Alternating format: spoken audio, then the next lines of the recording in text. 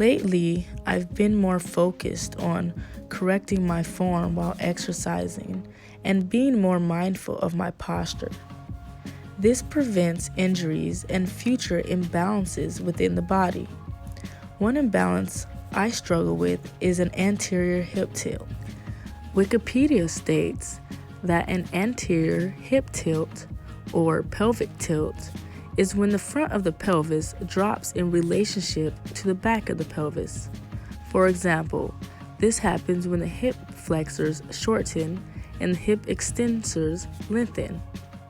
So, what does an anterior pelvic tilt look like? Well, the pelvic girdle would be tilting forward, which would cause the hips to be pushed back and the abdomen to stick out in front. A few symptoms that arise from having an anterior hip tilt are lower back pain, weak gluteal muscles, tight hamstrings, and hyperextension of the knees when standing. So, how would you correct an anterior hip tilt? Well, since the abdomen and the glutes are weakened, we would go about strengthening them. And since the hip flexors and hamstrings are tight, we would do different stretches to loosen them up. We would also pay more attention to our knees being in neutral position rather than being hyperextended back.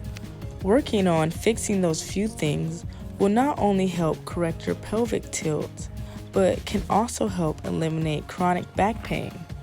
So if you look here, this is a great example of an anterior hip tilt or pelvic tilt.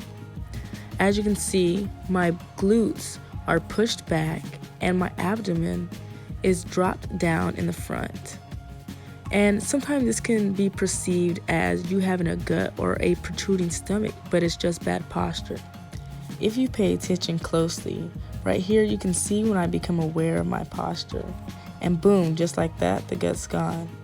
I also grew an inch by fixing my posture.